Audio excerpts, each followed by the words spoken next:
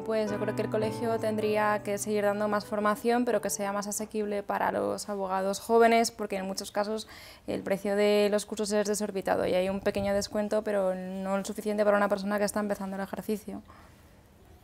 Pues yo estoy totalmente de acuerdo, Marta. La verdad es que para nosotros los jóvenes sois una absoluta prioridad. Y somos conscientes de que el colegio no os está atendiendo las necesidades que tenéis, pero las necesidades que tenéis desde la universidad. Es decir, desde que estudiáis la carrera de Derecho y luego no sabéis si ser abogadas o no serlo, cómo se monta un despacho de abogados, cómo se relaciona uno con los clientes, cómo se generan clientes, cómo se obtiene información.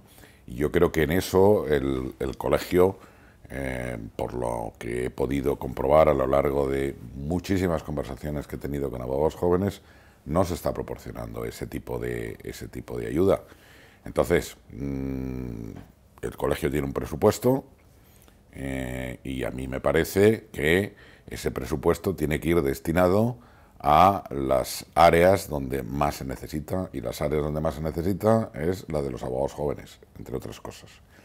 Y por tanto, nosotros nos proponemos ayudaros en la orientación, nos proponemos ayudaros en los temas de establecimiento.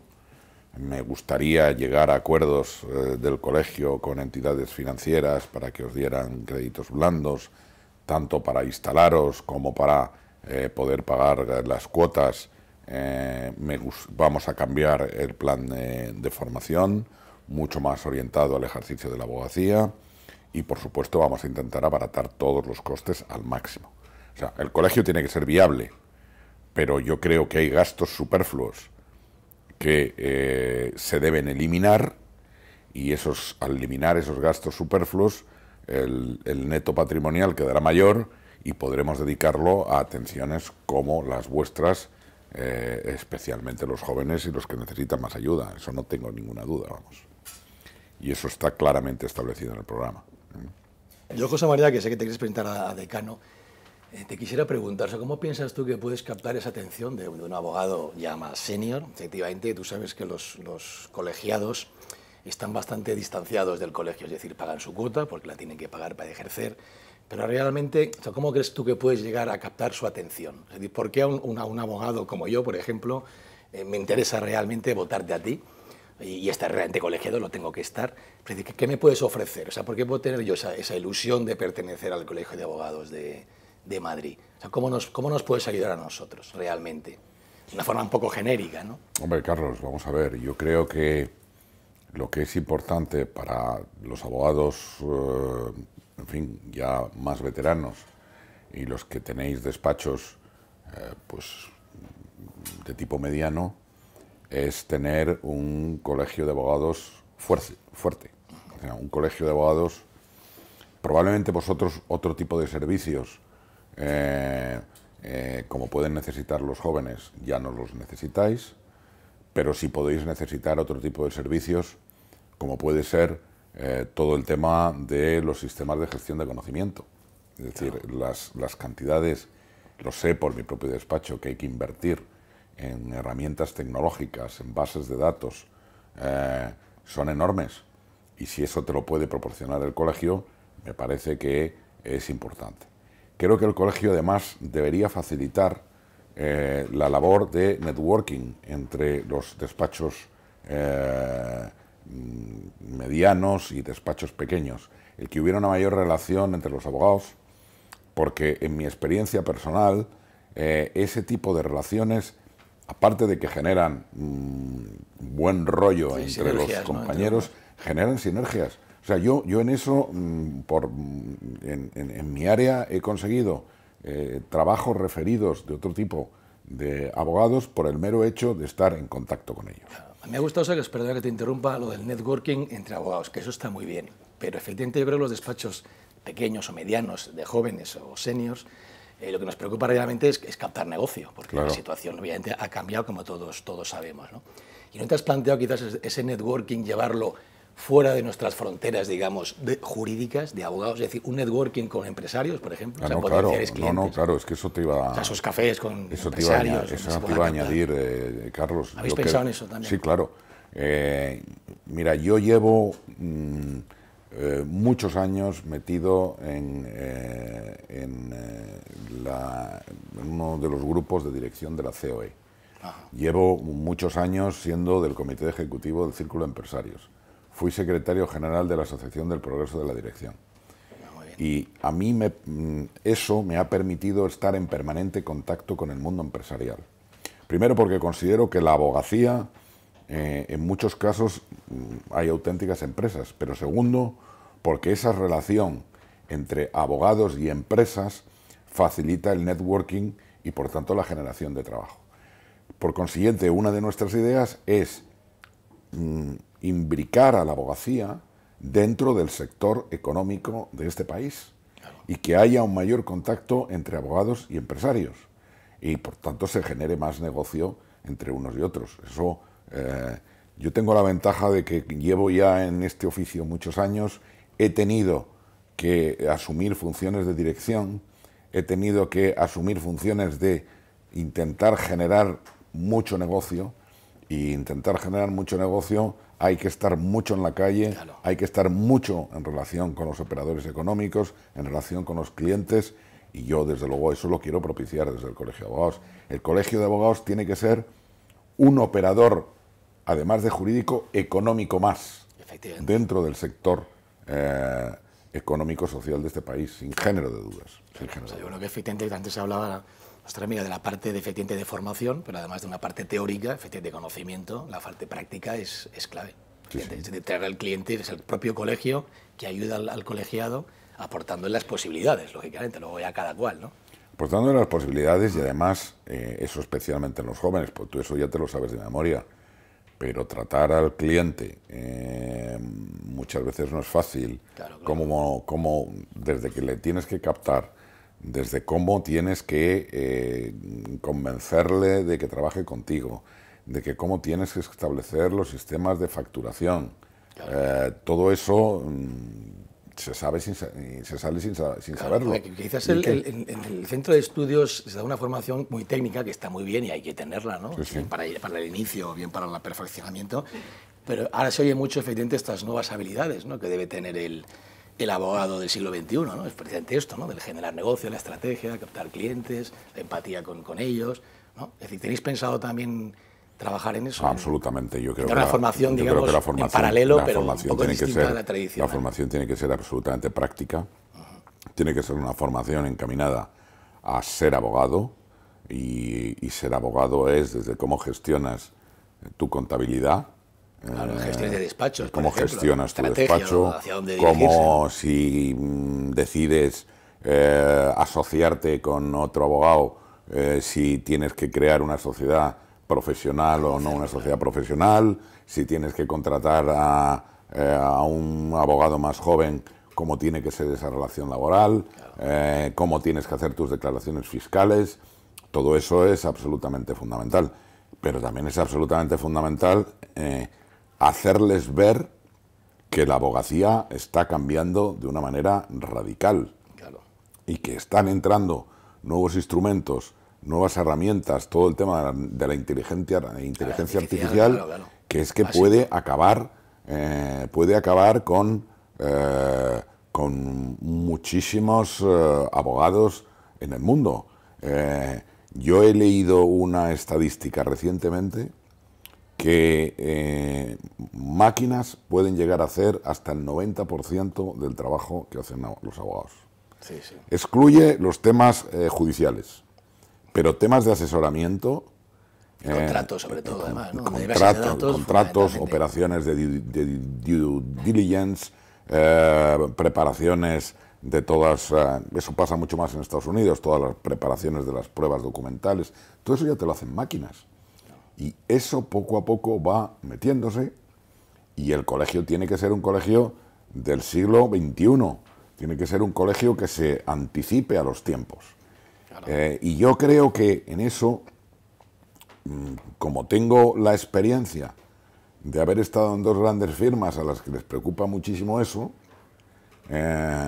sobre todo porque operan en mercados que están más desarrollados, pues esa experiencia, ese know-how que tengo, me gustaría poder trasladarlo al Colegio de Abogados y que el Colegio de Abogados pudiera ser ese gran despacho tecnológicamente avanzado, preparado para una sociedad absolutamente moderna, para todos aquellos que no tienen la oportunidad de estar en una firma grande que ya lo tiene. Perfecto, o sea, me parece... esa sería para mí mi idea, decir, mire usted, ¿cuál es mi despacho? El Colegio de Abogados de Madrid, que tiene todo.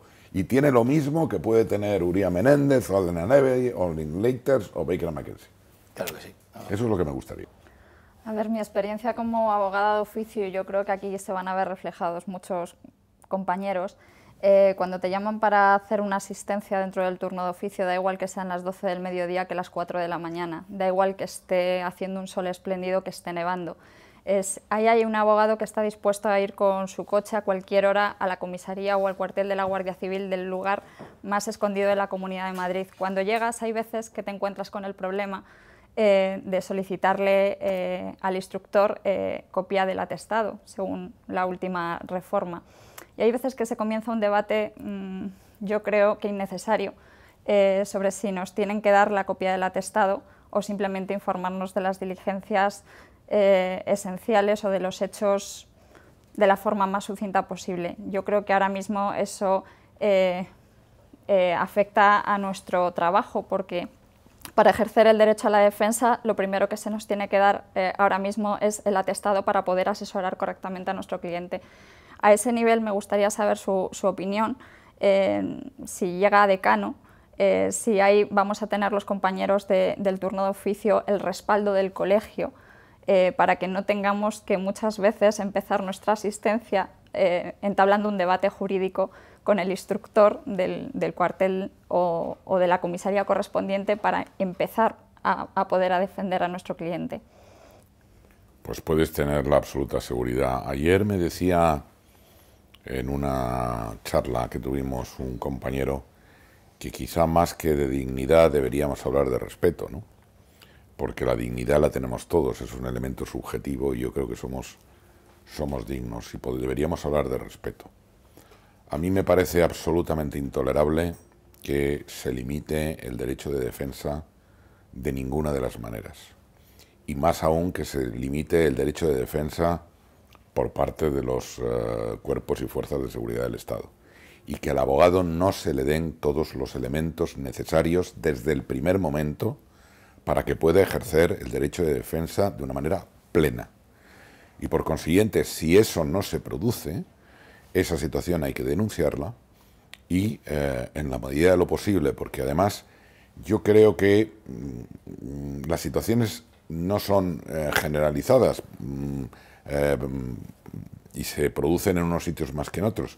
Y en esos sitios tiene que ir el decano a hablar con el comisario o con el inspector y para decirle, mire usted, no le vamos a tolerar esto, lo que tiene que hacer usted es eso. O sea, no se puede dejar al abogado abandonado en esa situación porque al final es una falta de respeto al abogado, pero es un perjuicio grave para el cliente, porque el abogado va sin preparar o mal preparado y claro, y luego al final le echan la culpa al abogado. O sea que eso realmente es absolutamente inadmisible. Mira, una de las cosas que esta candidatura asegura es firmeza. Firmeza en la defensa del ejercicio profesional. Y firmeza en todos los órganos y en todos los órdenes de las administraciones públicas. Y por tanto, todo aquello que afecte al debido proceso y al derecho de defensa, le vamos a poner coto. En eso ten la más absoluta seguridad. Hay otra cosa que también nos afecta mucho a nuestra dignidad como profesionales, es el tema de las retribuciones que recibimos por parte de la Administración por el trabajo que desarrollamos.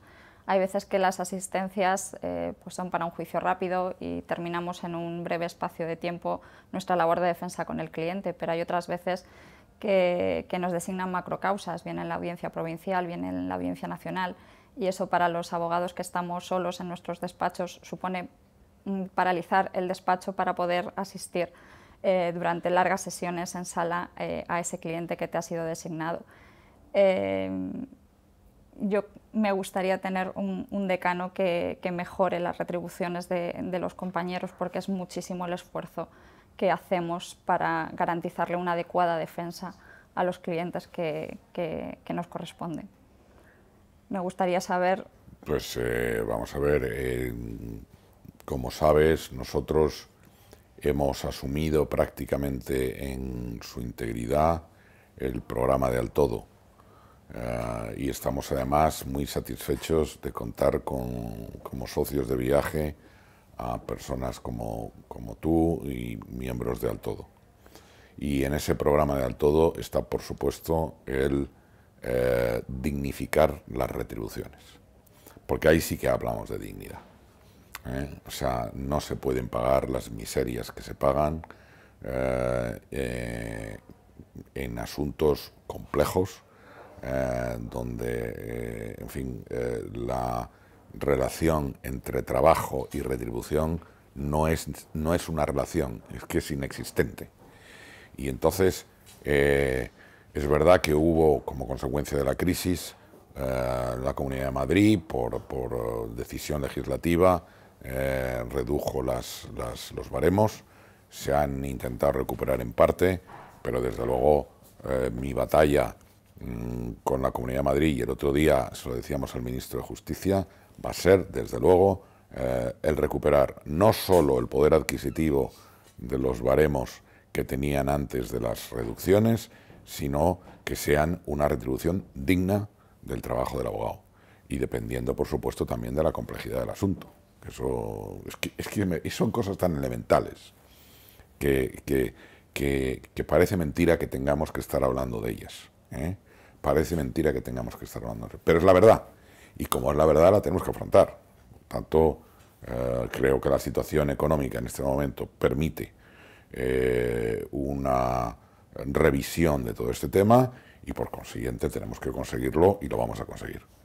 Hay otro tema, he sido letrada del SOG y está muy relacionado con el tema de turno de oficio.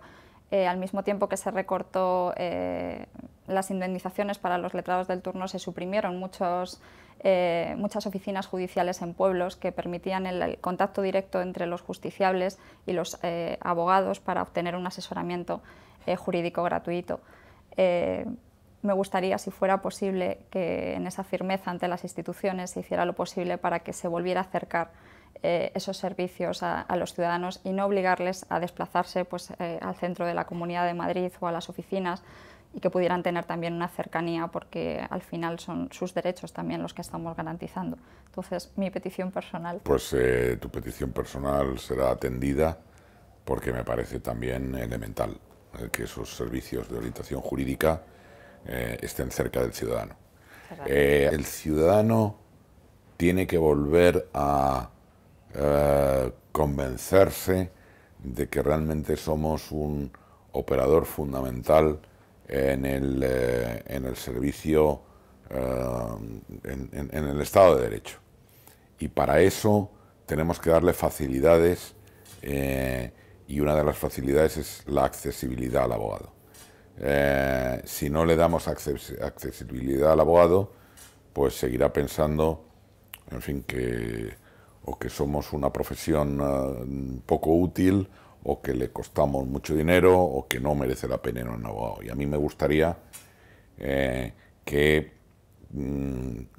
como sucede con los médicos, hubiera abogados de cabecera, que todo el mundo, todo ciudadano, tuviera un abogado de cabecera. Así nos iría muchísimo mejor las cosas. Yo creo que efectivamente, lo comentaba al principio, ¿no?, que los abogados, la inmensa mayoría, y lo vemos en las elecciones habitualmente, ¿no?, que votan, la verdad, un porcentaje muy pequeño de abogados, y yo creo que es porque precisamente entendemos que el colegio aporta poco, es decir, aquí cada uno sálvese quien pueda, ¿no?, cada uno tiene su despacho, o bien solo, o bien en un grupo. Pues la sensación es que el colegio de abogados, pues aparte de tener que pagar unas cuotas, aporta poco y nada, ¿no? Cuando, sin embargo, acabamos de hablar, nos acabas de contar, nos has contado ahora mismo, ¿no? Esas iniciativas que tienes que no deberían quedarse efectivamente solamente en palabras, ¿no? Sino que efectivamente el colegiado acuda a su colegio, que es el que le protege y le va a ayudar, ¿no? Hablabas de formación, hablamos de, por ejemplo, bases de datos, ¿no? Que son realmente pobres, y volvemos a lo mismo, los grandes despachos que se pueden permitir comprar bases de datos trabajan bien, pero los despachos más pequeños o más humildes no se pueden permitir las cuotas mensuales o anuales de unas buenas bases de datos, y siendo unas buenas bases de datos de jurisprudencia y formulario se convierte en una profesión bastante complicada, ¿no? David contra Goliat, que no tienes que enfrentarte a lo mejor a abogados de la otra parte, ¿no? Es decir, volvemos un poco a lo mismo, ¿no? ¿Cómo lo ves tú realmente, el poder ayudar? Yo vuelvo siempre a lo mismo, ¿no? Porque al final se trata de que sea el colegio el que se acerque al abogado para que el abogado se quede ahí, ¿no? Y diga, efectivamente, esta es mi casa, como tú nos contabas antes, ¿no? Bueno, uno de los lemas, Carlos, de nuestra campaña es por un colegio útil. Claro, básico.